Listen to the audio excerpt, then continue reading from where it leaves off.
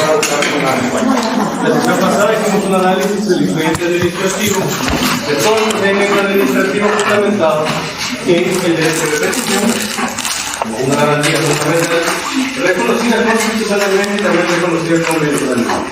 También dimos otras dos garantías fundamentales, siendo estas reconocidas de la misma manera, reconocidas convencionalmente y constitucionalmente, ya lo he mencionado, lo que es el libre acceso a las entidades públicas. Y también vimos la publicidad de los actos administrativos. Pero también vimos que estas tres garantías fundamentales se desprenden principios que se han convertido en unos principios garantistas. Ustedes tuvieron la oportunidad de leer las diapositivas que yo les compartí.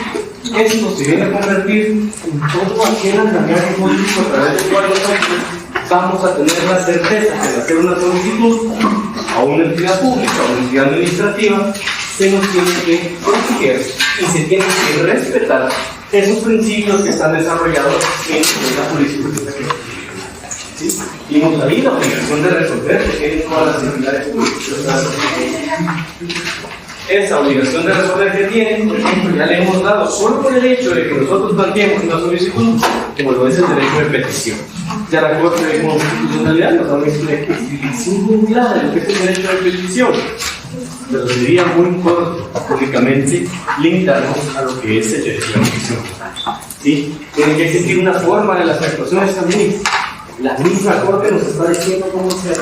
Cuando vimos el tema de la publicidad, también vimos de que todos los actos tienen que ser públicos y que solamente hay algunos que van a estar reservados, van a haber unos nada más que van a estar reservados porque hay un tipo de datos sensibles que se incluyen o también que implica la seguridad. Tenemos que también nosotros tener claro que cada vez que acudimos a una entidad pública, esas reglas, esas condiciones deben ser favorables. ¿Por qué vimos esto? Bueno, puntualmente porque hoy vamos a ver ya lo que es el desarrollo del procedimiento administrativo. Únicamente vamos a ver unas definiciones muy pequeñitas, pero ya hoy entramos en materia de lo que es el procedimiento administrativo, porque al finalizar esto entramos a lo que es ya tipos de resolución, qué pasa si no lo resuelven en los plazos que la ley establece, y también los medios de impugnación a los que tenemos derecho. La carga está bastante alta, pero creo que vamos bastante bien por el tema del contenido. Con relación al tema de hoy, bueno, miren, vamos a arrancar únicamente con un par de temitas así muy pequeños, muy puntuales. Yo creo que amerita que tenemos que ver, pero claramente no estaremos en mucho materia. Porque cuando nosotros hablamos del expediente administrativo, lo primero que tenemos que tener claro que es que aquí está contenido todo el procedimiento administrativo. Entonces, que el expediente administrativo tendríamos que decir que tiene un orden, ¿sí? Y ese orden tiene que tener implícitamente una secuencia. Entonces, tenemos que decir que el expediente administrativo es una serie de documentos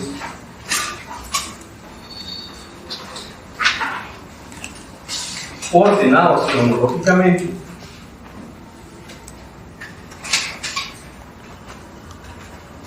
¿Por qué? Porque nosotros vamos a ir observando en lo que vamos a ver hoy específicamente de las etapas del procedimiento administrativo, cómo va esa secuencia. Tiene una secuencia lógica y por supuesto no podemos encontrar nosotros al inicio cuestiones que pasaron después. ¿Sí? Indistintamente la metodología, el orden que utilicen, de lo primero hasta adelante o hasta abajo, tiene que tener uno. Y quiero que también vayan ustedes alimentando esta idea, porque ya ustedes son una generación prácticamente de abogados que va a estar inmersa en los expedientes, ¿no? Con lo que implica una firma electrónica y la responsabilidad que tiene de ser portador de una firma electrónica. En mi caso, yo soy portador de una firma electrónica, pero porque lo hago desde el punto de vista como notario. ¿Sí? Ahora ustedes, pues, probablemente también ya no únicamente va a ser como notario, porque también puede ser que sea como abogado de notarios. Eso es lo que yo necesito que ustedes vayan viendo. Nosotros en el papel podemos ir ordenando, desordenando, poniendo conveniencia. En el expediente electrónico ya no. Entonces, aquí es donde cobra más relevancia esa serie de documentos ordenados cronológicamente, pero que específicamente lo que tienen, lo que contienen, ¿qué es? ¿Qué es lo que yo necesito conforme a todo eso que vimos la semana pasada? Todo eso que dijo la Corte. ¿Qué es lo que encontramos ahí? Compañera, deja de hablar, compañera. Eso que encontramos ahí y que la Corte nos dijo, ¿sí? Eso está ahí. Si yo soy el funcionario público, ¿para qué quiero yo llevar esta serie de documentos ordenados cronológicamente? ¿Cómo me respaldo yo como funcionario público? Si yo fuera el que estoy sacando ese expediente. Bueno, yo lo voy a hacer.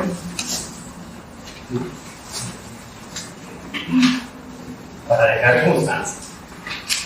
Constancia de algo específico que a mí me interesa. ¿Sí?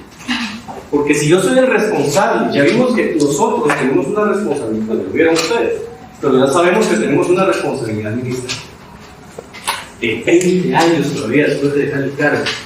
¿Sí? Constancia de qué quiero dejar yo acá. Voy a dejar constancia de todas las diligencias practicadas.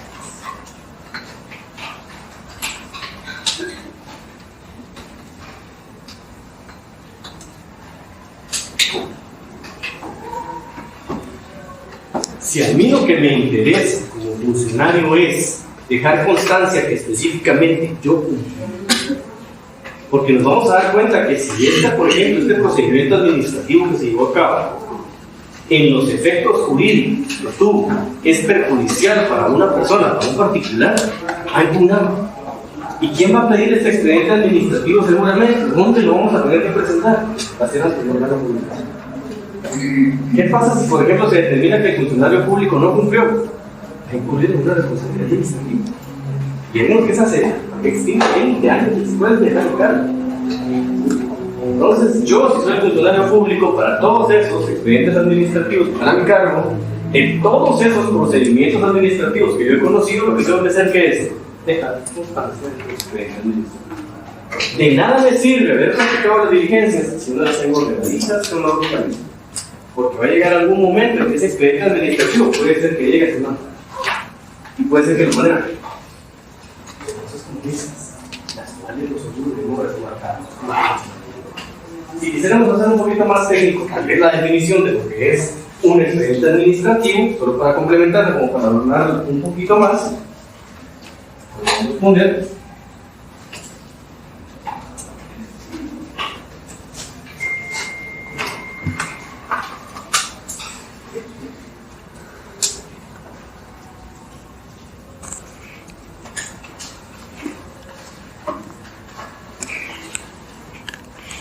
Todo esto es derivado de un procedimiento administrativo. Alguien decidió ejecutar su derecho de petición constitucionalmente reconocido, por lo tanto, yo estoy obligado, dentro del legajo de documentos, ordenarlos cronológicamente, ¿sí? De todas aquellas diligencias. Ya vamos a ver nosotros qué diligencias, ya lo vamos a ver también hoy, ¿sí? Eso ya lo vamos a ver también, pero necesito que tengamos esto claro porque ya ahorita entramos a lo que es materia propiamente de lo que es procedimiento. ¿Sí? ¿Tiene alguna pregunta, alguna duda con el expediente administrativo? ¿Ya? En este caso, el expediente, cuando un funcionario público asume la dirección de un ente del ejecutivo, obviamente los expedientes que él no conoció, los va a conocer él o los sigue viendo en la administración pasada. Vamos a hacer un orden ahí de su pregunta. Vamos a entender que, recuerden ustedes que la administración pública tiene diversas formas de dinero servicio. ¿Sí? La condicionante de todas es que hay una temporalidad. ¿Por qué decimos la temporalidad? Porque nadie es eterno en esta vida, por supuesto. Entonces, hay algunos puestos, por ejemplo, algunos cargos administrativos que vamos a entender nosotros que pueden ser fueron nombrados, porque fueron designados o porque lo mandaron por oposición. Por ejemplo, alguien ganó un puesto por oposición y va a ser toda su vida hasta que decida retirarse, que decida jubilarse, pues entonces la persona que lo va a sustituir. ¿Sí? Ahora, si es una persona a la que han electo para un periodo de 4 años, por ejemplo, o que ha sido designado por 1 año, no sé, los régimenes que hay ahorita para ingresar al servicio civil son diversos, 11, 22, puestos de confianza, etcétera, todo eso. Pero, por ejemplo, si yo inicié y dentro de mis funciones está conocer Pero resulta que me rescinden el contrato, resulta que me destituyen, X o Y razón, o yo renuncio, la persona que ingrese es la que continúa con la misma. Hay que entender algo, tenemos que separar a la persona del funcionario, que es lo mismo. Pero tenemos que separar, ¿por qué? Porque la persona no va a ser la misma, siempre en el mismo puesto. Puede ser que la persona, como hemos dicho ahorita, haya decidido, bueno, me voy a jubilar, me voy a retirar, yo no continúo, ¿sí? Y nombra a la otra.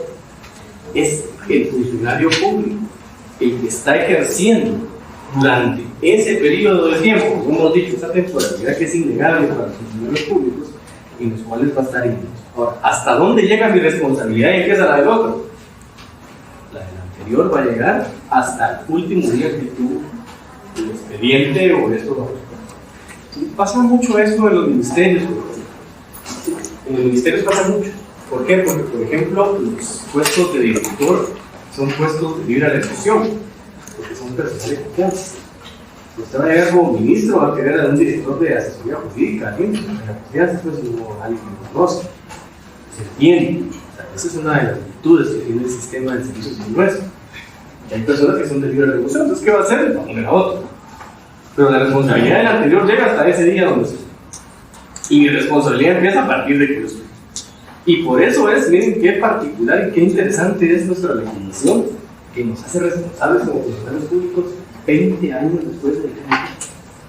O sea, lo que se le conoce como finiquito, por ejemplo, yo lo voy a poder obtener hasta 20 años después de dejar. Lo que nos da es una constancia temporal. Es algo que hayan pasado los 20 años. Ahí sí, estoy libre de cualquier. Esa es la responsabilidad administrativa, que tal vez hasta yo creo que enfocada su duda. ¿Sí? ¿Está bien? ¿Resuelta su duda? Sí, sí, sí. ¿Alguien más tiene alguna pregunta? Sí. Bueno, vamos a ver ahora la resolución administrativa, nada más que el informe.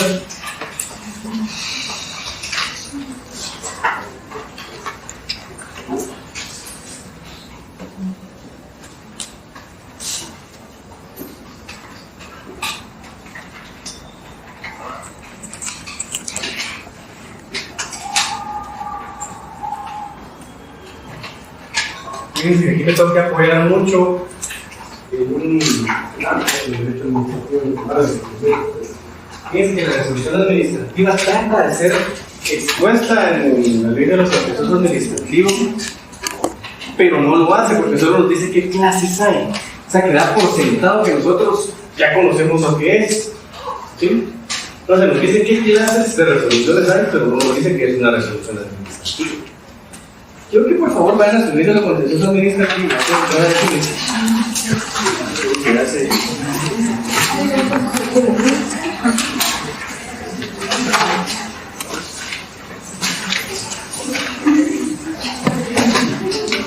Fíjense en el artículo 4, solo establece clases. Las resoluciones serán providencias de trámite y resoluciones de fondo. Dice dos cosas nada más. Y trata de dar una explicación de qué hace cada una. Por ejemplo, nos dice en la de fondos, serán razonadas, atenderán el fondo del asunto y serán redactadas con claridad y precisión. ¿Sí? Creo que establece el artículo 4.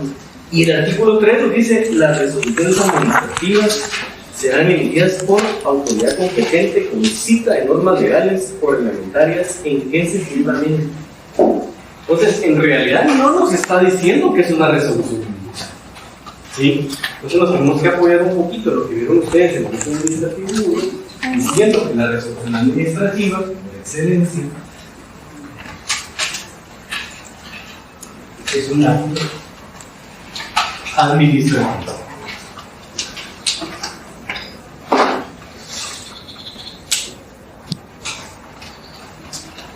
Ahora, este acto administrativo lo que va a contener es algo. Fíjense que normalmente cuando nosotros escuchamos que algo produce efectos entre otras personas, normalmente nos vamos rápidamente, mentalmente nos vamos a aquel clásico principio del pacta sunt servanda, ¿no? Que es de las partes por decirse. Ahora, el acto administrativo, por eso es que es separado de la doctrina del negocio jurídico, porque el acto administrativo lo que contiene es una declaración unilateral de voluntad.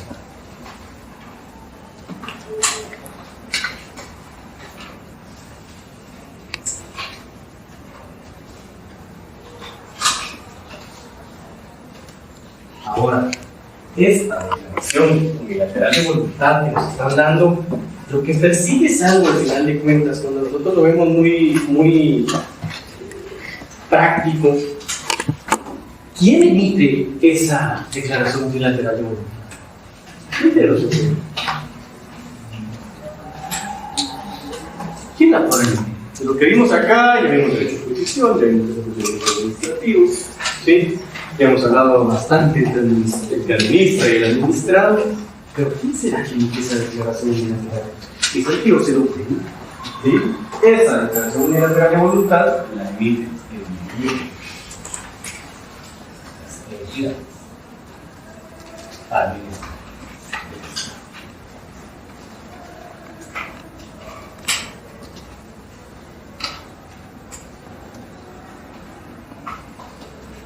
Y tenemos que entender Estado específicamente en esas entidades administrativas como uno de los elementos, ¿sí? Uno de esos elementos constitutivos, como lo es el poder político. ¿Cómo que decía terminar? Ahora, fíjense que esta declaración unilateral de voluntad que ha emitido una entidad administrativa, lo que produce, como tal,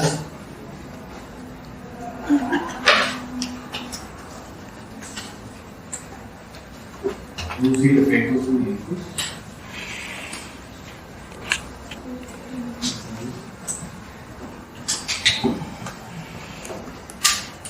y esos efectos jurídicos ante quiénes o entre quiénes van a estar. Son dos. Solo uno emite la declaración de voluntad, pero va a producir un efecto jurídico entre dos. Específicamente, los efectos jurídicos van a ser entre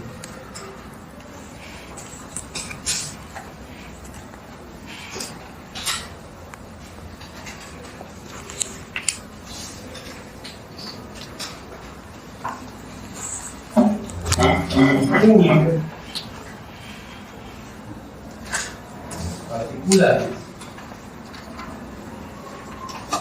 Al hacer esa separación, específicamente que son los particulares o los administrados, como ustedes quieran denominar, lo único que nos falta es algo de lo que vimos nosotros el día viernes, para que esto sea, esta resolución o este acto administrativo tenga claridad. ¿Cuál será? En el artículo 30 de la Constitución, para que pueda producir los efectos jurídicos. Para que un acto pueda producir efectos jurídicos, tiene que ser público. ¿Cómo lo hacemos público? Por ejemplo, fue un acto de oficio, existe una forma en la cual la debería notificar. Si a mí me notificaron, puede ser cumplir. Ahora sí, por el contrario, es un procedimiento administrativo, al cabo del oficio por otra situación, deberán hacerlo público a través de las vías. Esas son las formas, y esa es la única forma en la cual esto va a producir efectos. Para producirlos, a partir de ubicación, o en todo caso, no. Y por eso fue que vimos todo eso. Esa es la primera que era el por qué nosotros vamos a encontrar en una resolución. Y si nos damos cuenta, lo que vimos en la ley de los procesos administrativos, no nos dice nada de esto. ¿Sí? Pero esto ya fue desarrollado ampliamente por la doctrina, esto ya fue desarrollado ampliamente por la jurisprudencia. Por lo tanto, si tienes una duda, me preguntan. ¿Tienes una duda? Me preguntan. ¿Qué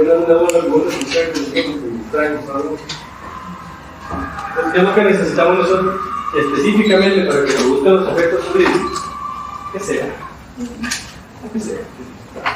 Si no hemos notificado, entonces no puede producir efectos jurídicos entre la administración pública y los. ¿Sí? Si se perdieron un poquito con el orden que lleva esto, dice acá, la verdad es que no lo entendí, es raro. Sí. Es que llevemos la secuencia, entonces vamos por partes. ¿Qué es una resolución administrativa? Es un acto administrativo.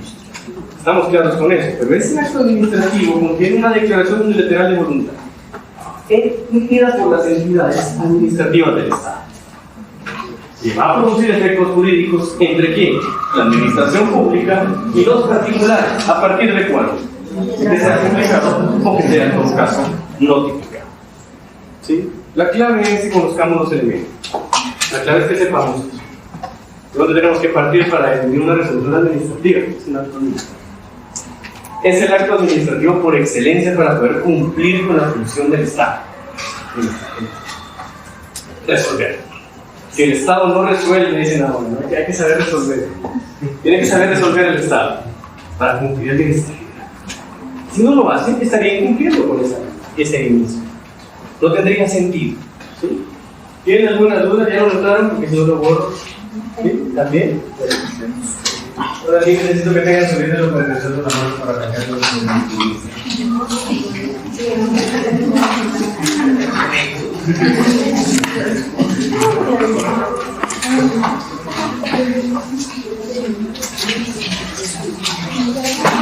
Vamos a ver ahora el trámite de un procedimiento administrativo.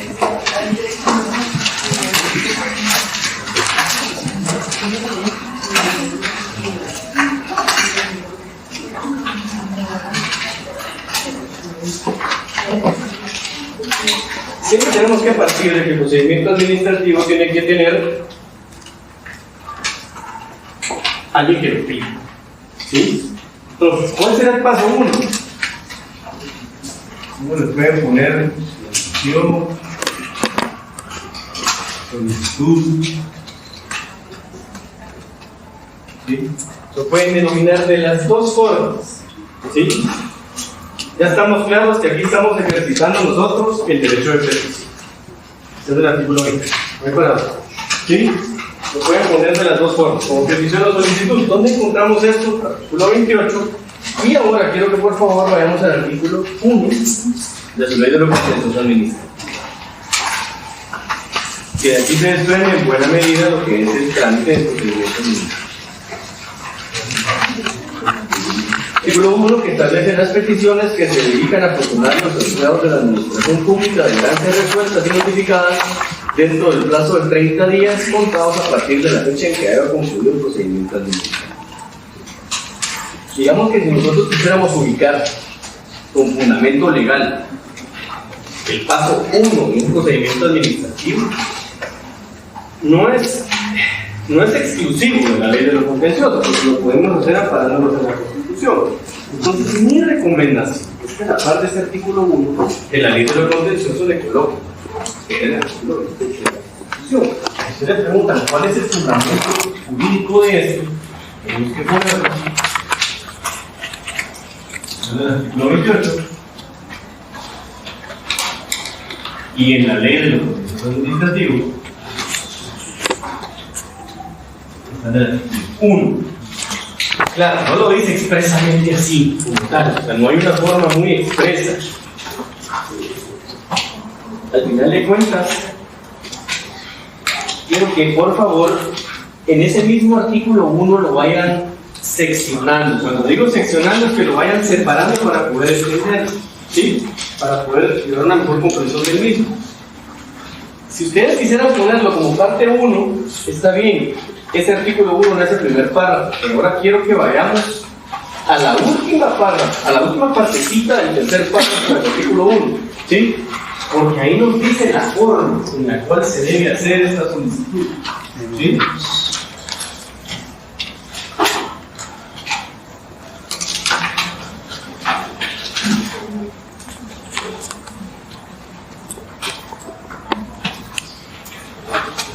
Fíjense que ahí hay una particularidad. Ya se ubicaron en esta última parrafita, perdón. Cuando se hagan por escrito, la dependencia notará día y hora de presentación. Entonces, ¿cuál es la interpretación de ese cuando se hagan por escrito?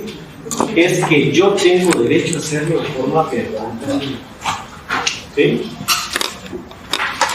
Pero eso es para que entendamos cómo se interpretan las normas jurídicas ampliamente. En ese sentido, tenemos que decir que aquí se está privilegiando bastante esa informalidad que tiene el derecho administrativo y sobre todo el procedimiento administrativo. Entonces, ¿de dónde sacamos nosotros? Porque puede ser verbal, específicamente, después vamos a sacar el último párrafo del artículo 1.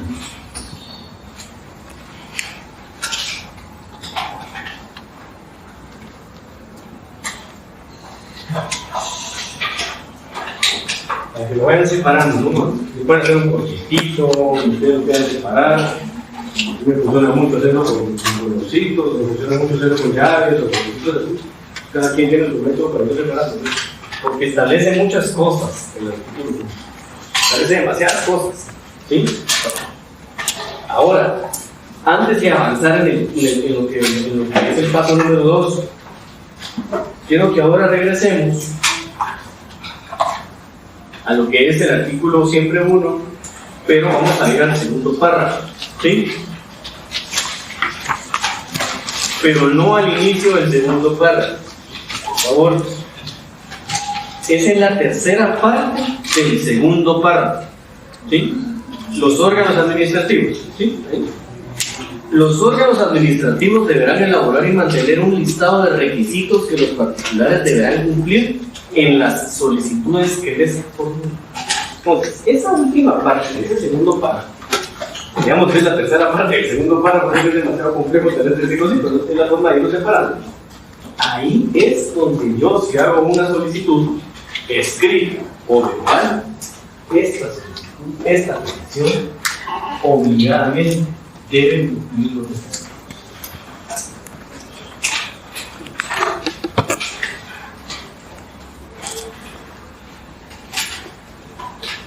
Y cuando nos preguntamos qué requisitos, los que el agente administrativo debe tener publicados, tiene que precisarlos ahí de alguna manera, tiene que decirnos cómo nosotros, tenemos que presentar una solicitud, ¿sí? Si esa solicitud, algo escrito, cumplió con todos los requisitos, entonces ahí ya pasamos al paso número 2. Fíjense que nuestra ley de lo contencioso administrativo, de una forma, ¿cómo dice? No le dice resolución, sino que le da la denominación de providencia de trámite, que es lo que vimos en el artículo 4, ¿sí? Entonces, el paso número 2 del procedimiento administrativo es la providencia de trámite.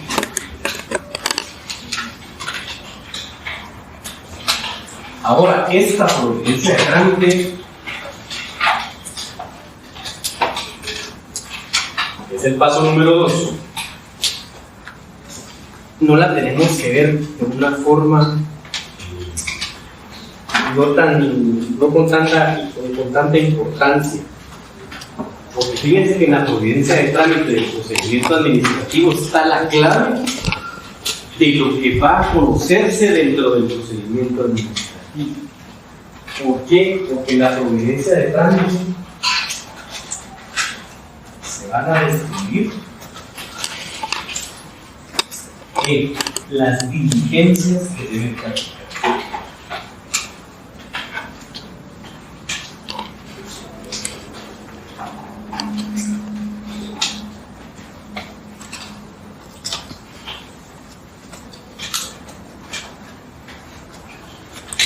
Esas diligencias que deben practicarse obligadamente, el ente administrativo las define desde su primera resolución, que es la providencia.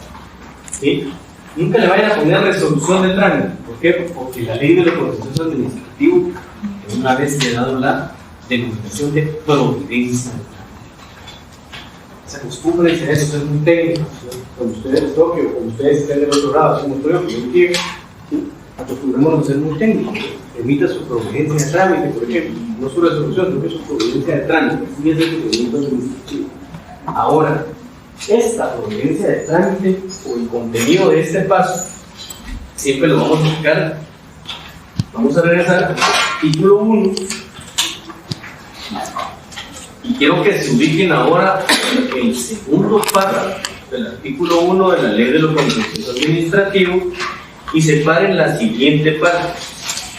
el órgano administrativo que reciba la petición, al darle trámite, deberá señalar las diligencias que se realizarán para la formación del expediente. Hasta ahí. Sepárenlo hasta ahí, porque el resto no tiene nada que ver con esta parte, por decirlo así. Lo que va más adelante todavía, pero esta partecita que les acabo de dar lectura, sepárenla de alguna manera y ubíquenla por hasta aquí. Y la ubican en el paso número 2. ¿Sí? Eso quiero que le pongan ahí, paso número 2. Por eso que vamos así leyendo de esa forma y para irlo separando, porque no hay una secuencia, tampoco hay un orden. Por lo tanto, tenemos que ir de esa manera. Y luego quiero que por favor vayamos al artículo 3. ¿Sí? Porque en el artículo 3 se establece las resoluciones administrativas serán emitidas por autoridad competente con cita de las normas legales o reglamentarias que se fundamentan.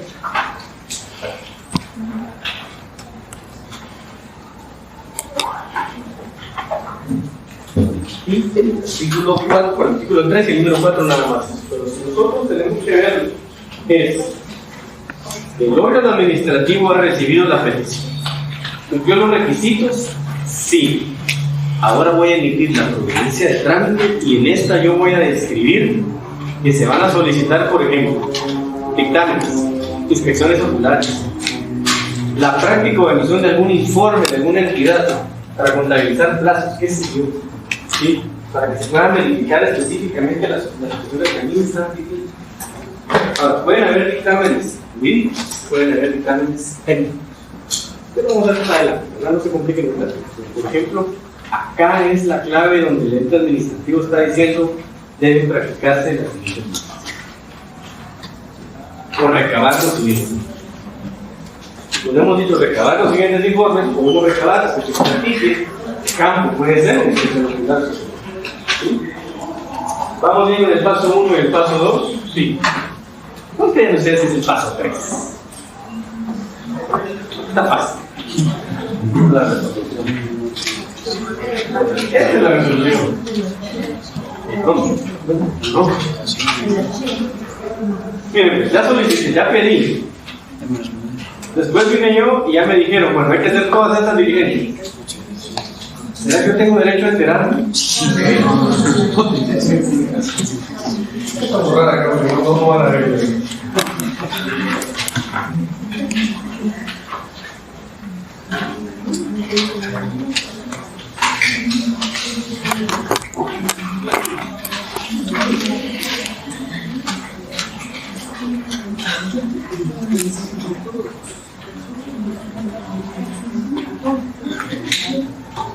La notificación.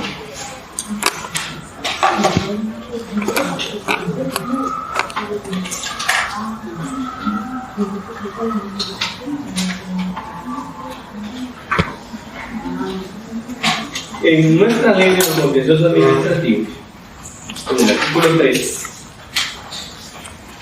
en el segundo párrafo del artículo 3, ¿sí?, donde está las resoluciones, ¿sí?, por favor esa parte.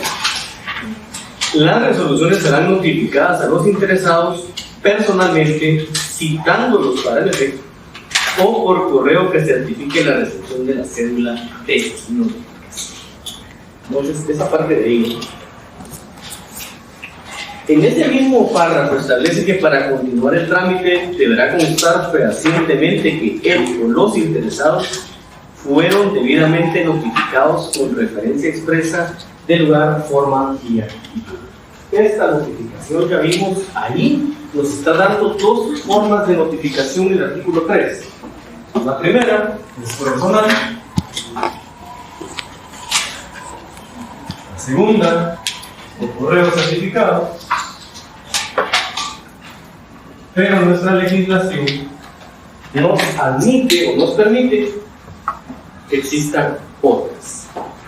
Siendo que la ley de los contenciosos administrativos, de forma supletoria, aplica el Código Procesal Civil y Mercantil, les pregunto a ustedes, ¿qué otra forma de notificación puede ser que no sea personal y por correo? La electrónica, dejémosla para el último, miramos todavía las que pueden ser en persona. Esa no va a ser la última.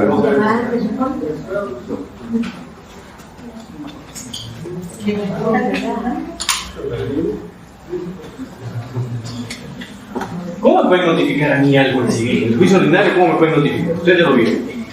¿Cómo me pueden notificar a mí en el juicio ordinario? Por estrados. Es una notificación física.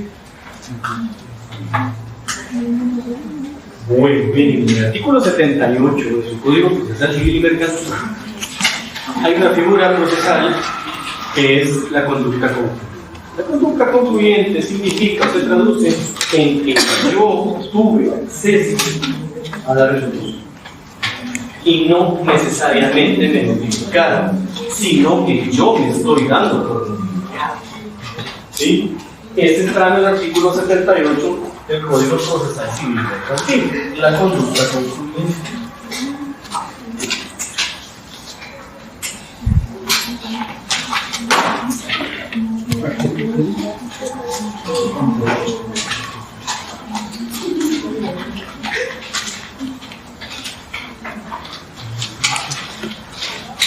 Coloquialmente es darme por notificado. Comúnmente se le conoce como darme yo por notificado. Jurídicamente, técnicamente, es la conducta concluyente. ¿Sí? No me notificaron, pero yo fui. Yo me presenté. Yo llegué. Esa es la conducta concluyente. ¿Sí? Y tuve acceso al expediente. Ahora, únicamente como un tip para ustedes. Ustedes toquen esto. Bueno, tuve conocimiento de, ¿verdad? No necesariamente lo notificaron, pero siempre que ustedes digan, tuve conocimiento de un embargo, de una radio, lo que sea, de cualquier situación, o que fui demandado por X, o que fui demandado, o que fui citado para una, no sé, una confesión sin condiciones, o una prueba anticipada, qué sé yo, siempre pongan eso, conforme al artículo 78 del Código Procesal Civil. Siempre pongan eso. Cuando ustedes quieran argumentar que no hay notificación física ni por correo, pero que ustedes ya conocen el contenido de la resolución. Y así ustedes con eso cierran la puerta al que alguien diga, no, es que no la habían notificado. ¿Sí? Por eso ustedes ya cierran la puerta, únicamente para mantener el derecho. Digamos, tenemos estas. Una vamos a sacar.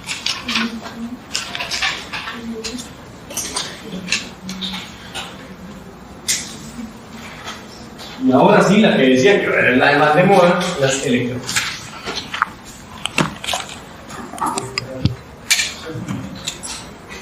Estas electrónicas, fíjense ustedes de que estas notificaciones electrónicas y la forma administrativa en la cual inicialmente empezaron a surgir fueron a través de lo que son procedimientos con la administración tributaria. ¿Por qué? Porque el Código Tributario le dio esa facultad al SAT. El artículo 133 del Código Tributario le facultó al SAT que en materia tributaria nos pueda notificar electrónicamente. ¿Sí?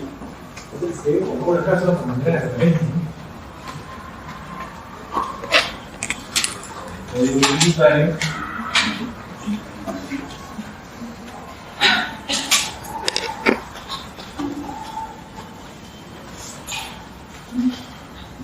Tributario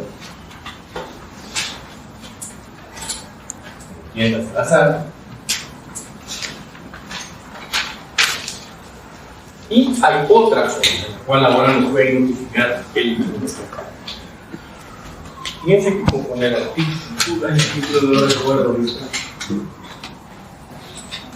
solo el decreto 47 y 2008. Ahora las notificaciones no las pueden hacer en el comunicador. ¿Sí? Entonces, por ejemplo,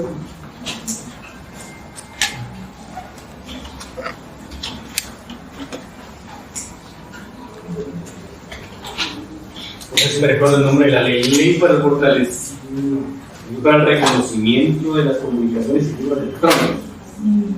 El decreto del 47 y 2008. ¿Sí? Entonces, ya cuando alguien tiene acceso a la tecnología, y la administración pública, ese es el procedimiento que sigue, entonces ya lo pueden notificar. ¿Sí? Les digo que el nombre de la ley no lo tengo nada más, creo que es Ley para el Reconocimiento de las Comunicaciones y Firmas Electrónicas. Pero es el decreto 47-2008.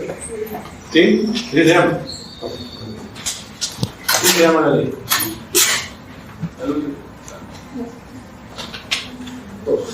¿Qué formas de notificación pueden haber en un procedimiento administrativo?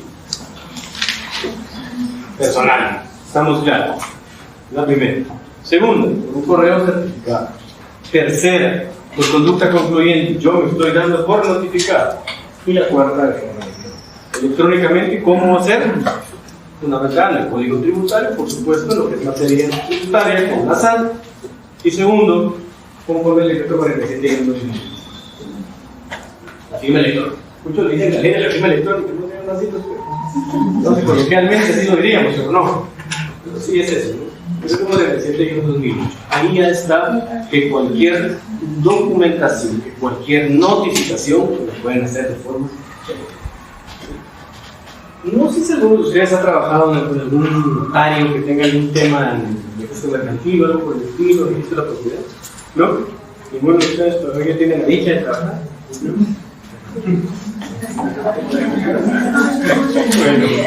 Bueno, ahí está cerrado, ¿no? Está cerrado. Bueno, miren, a nosotros, por ejemplo, cuando hacemos una solicitud de inscribir una sociedad, no tenemos firma electrónica. Yo creo que en el 2018 yo ya no voy a registrar, 2019, 2020 no lo. Porque con la firma electrónica nos evitamos cumplir con un procedimiento administrativo. Lo hacemos sentados en la comunidad de nuestro escritorio. ¿Sí? Entonces ahí va analizando cómo va su experiencia. Ahora, ¿quién de ustedes ha hecho la solicitud de antecedentes penales y policiales? ¿Los han hecho ahora electrónicamente? Ya vieron que les va avisando. Usted también un jurídico de eso. ¿Sí? Que me va diciendo cómo va. En los antecedentes, en los penales creo que es un poquito más lento, 44 horas, pero les va diciendo qué pasó. Pasó. Registro mercantil, pasó lo mismo. Pasó, va diciendo cómo va. ¿Sí? Pasó aquí, pasó allá y vamos a resolver. Pero para que se den cuenta ustedes de cómo es importante la tecnología a temas en los cuales nosotros nos vemos y cómo se cumple lo que estamos viendo acá. Porque lo primero que le dicen a usted cuando usted hace su solicitud, ¿qué es? Que hemos recibido su solicitud.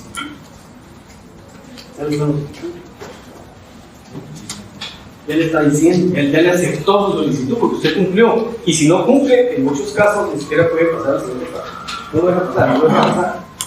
¿Sí? No lo deja seguir. ¿Tenemos alguna duda con la notificación? ¿No? ¿Vamos? Mira. En cuanto a la conducta concluyente, ¿se debe tener algún registro o algún... ¿Se puede decir que la persona ya confiada? En la conducta concluyente, usted. Ah, me expediente para que se ponga. La conducta concluyente usted la tiene que demostrar. Que se enteró de ella, que él tuvo a la vista. Así, por supuesto. Mire, tuve a la vista el expediente administrativo y ahí pude ver que se me dio tal. No me notificaron, yo me estoy notificando. Ahora, ¿cómo se deja constancia de una conducta concluyente? Normalmente a través de la notaria. Esa es la forma ideal, idónea, que se debe hacer para tratar una conducta concluyente en cualquier rama pública. No necesariamente solamente, pero tiene que hacerlo con una. Ya sería lo mismo. Es el medio idóneo para poder demostrar.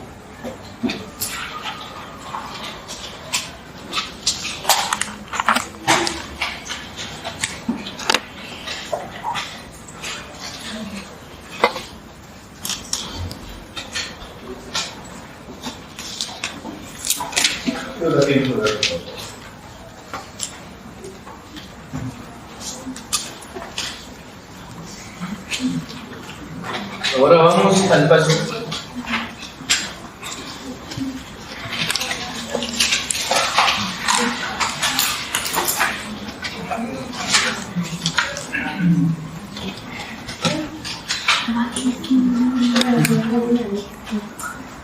que es la formación del expediente.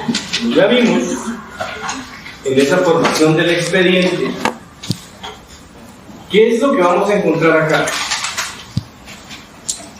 donde está la formación, la conformación de eso. La respuesta está muy fácil, la van a encontrar en el paso número 2, ¿sí? Que les acabo de dar. ¿Por qué? Porque en esa formación del expediente lo que vamos a encontrar son las diligencias que se llevaron a cabo, se practicaron. Cuando decimos que se van a llevar a cabo esas diligencias, de alguna forma estas todas, cada una de ellas, en ese expediente vamos a encontrar nosotros dictámenes, informes, reconocimientos que se han practicado. Como ejemplo, podemos usar acá nada más.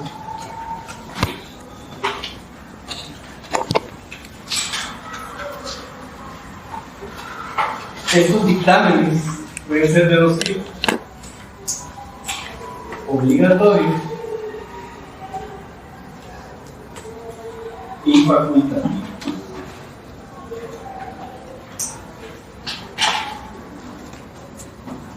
Ahora, lo que tenemos que tener claro es que un dictamen no es vinculante o no vinculante por ser obligatorio o por ser facultativo. ¿Por qué? Porque puede ser que indique que va a tener que solicitar un dictamen, ¿sí?, para emitir su resolución. Entonces, ese es obligatorio. ¿Cuándo es facultativo?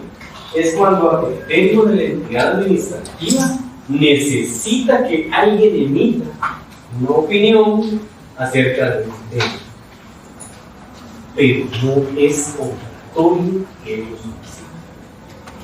Ahora, fíjense que pasa mucho, y aquí es donde entramos en discusiones de procedimientos administrativos. Si en la providencia de trámite no se solicitó un dictamen, la pregunta es por qué muchas veces vuelven a pedirlo después.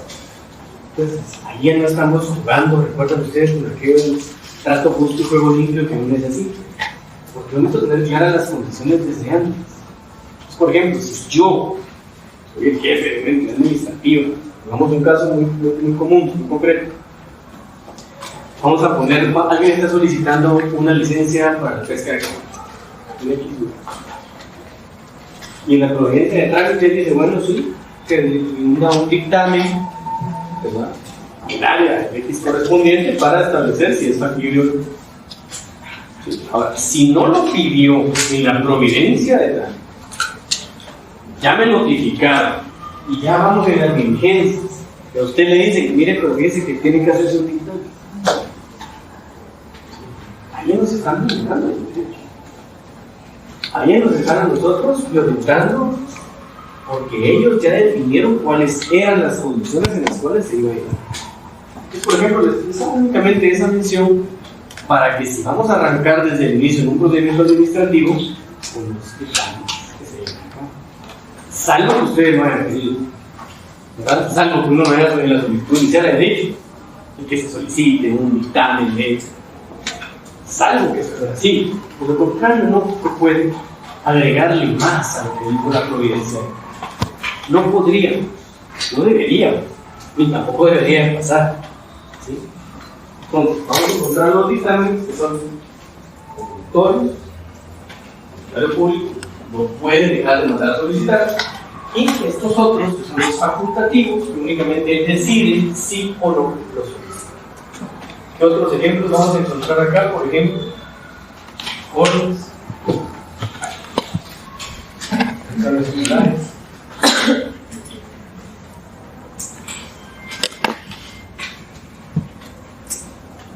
y todas y cada una de las reglas diligencias que se hayan establecido. Y no podemos nosotros ser limitativos en el sentido de enumerar solo una u otra, sino que son prácticamente todas las que se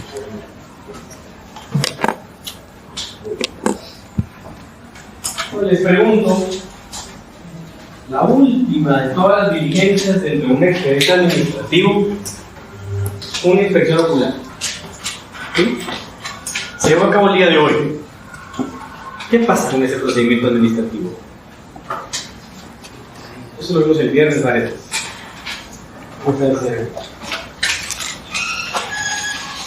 Entra en algo, entra en una fase, entra en un estado. ¿Cómo va?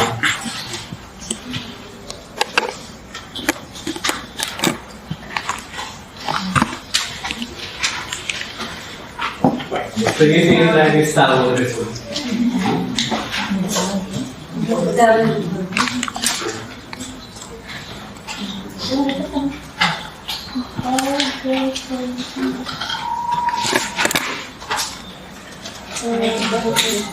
Aquí es donde cobra mucha importancia el hecho que regresamos al artículo 1, ¿sí? Llevando la secuencia un poquito del párrafo 2, a partir de donde dice, al realizarse la última de ellas, está refiriéndose a las diligencias que se iban a llevar a cabo, que establece la primera parte de este párrafo.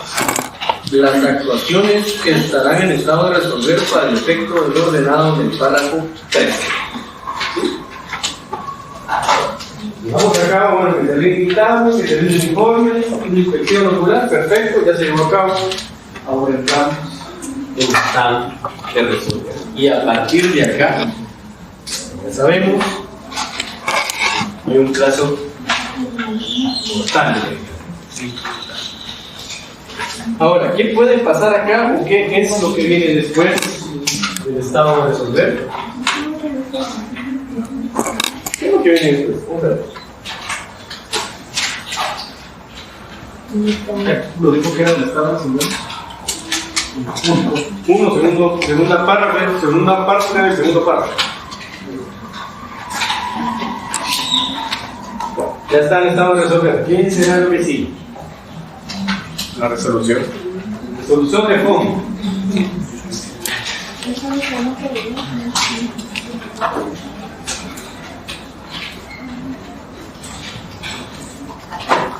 Ustedes dirán, ¿por qué providencia y por qué esta resolución? Porque a nuestros legisladores, al momento de redactarla, promulgarla, nuestra ley de los procesos administrativos siempre establece providencia, trámite, resoluciones. Eso está en el artículo. ¿Sí?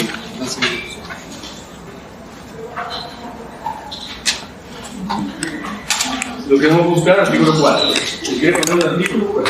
Si quieren lo ponemos acá, ¿no? Pero aquí no se los quiero poner para no darles ahí. Pues si quieren pongámoslo.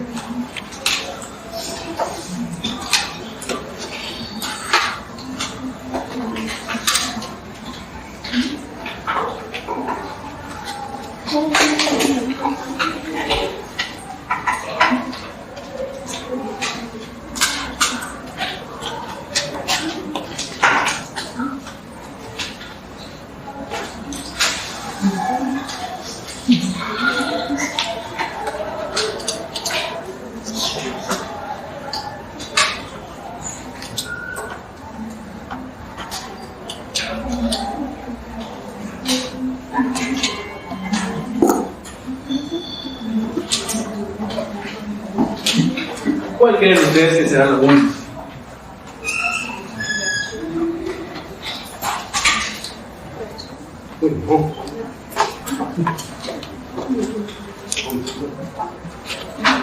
Para que produzca efectos jurídicos.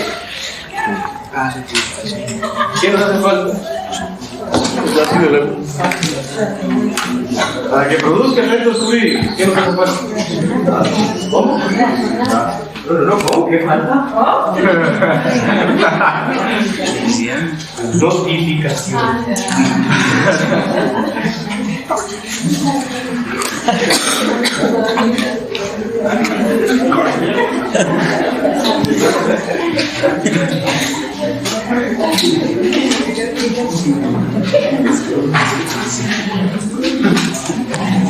Y ahí tenemos el procedimiento administrativo en sus etapas. como deriva.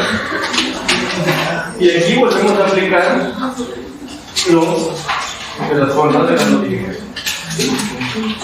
Personalmente, certificado, electrónica. Y si no me han notificado y me estoy desesperando, voy y me presento. Ya tuve conocimiento que fue resuelto y fue negativa. ¿Sí? Ese es el trámite del procedimiento administrativo. Ahora, hay algo muy importante que puede ocurrir.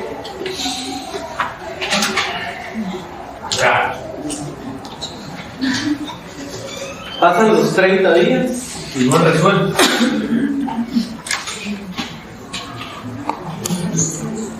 ¿Sí? Entonces, ¿qué hacemos? ¿Será que podemos obligarlo a resolver o mantenerlo en el administrativo? ¿Qué piensan? ¿Es que podemos o no podemos? Bueno, ¿cómo lo podemos obligar a un ente administrativo que resuelva jurídicamente? ¿Claro? Ahí es donde ya tenemos que utilizar nosotros la justicia constitucional para obligar a resolver. ¿Sí? Tengo yo varias opciones, tengo yo varios caminos. Estoy acá y no me han resuelto. ¿Sí? Si a mí no me han resuelto, entonces no lo vamos a ver hoy, pero vamos a ver otra cosa.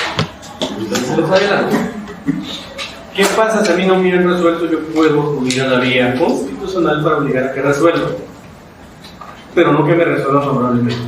Solo lo voy a obligar a que resuelva. ¿Sí?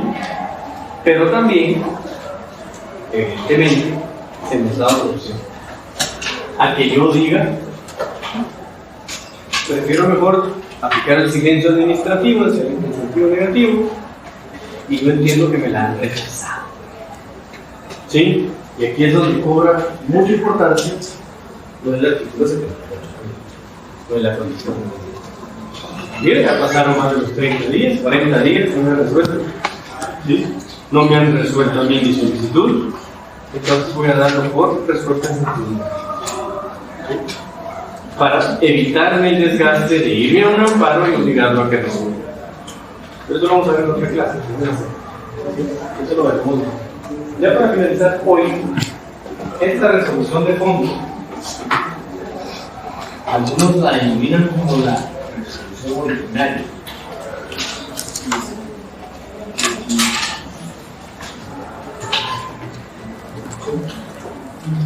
Si ustedes me preguntan, yo me voy por el lado de resolución de fondo. Me preguntan a mí, así lo denominan la ley de lo contencioso. Nosotros complicamos la vida. Pero también la inicia ordinariamente, ustedes lo pueden denominar como resolución original. ¿Sí? Es muy técnico hablar así. Ya lo dejo yo a discreción. Ya vimos nosotros un procedimiento administrativo que fue llevado a cabo con etapas, con todos los medios de diligencias que se debían practicar en el idóneo, ¿no? El que se llevó a cabo y lo resolvió. El ideal que sí me lo resolví. Y la otra clase que tenemos el día miércoles, yo les voy a pedir que traigan su ley de amparo y su personal constitucional. ¿Sí?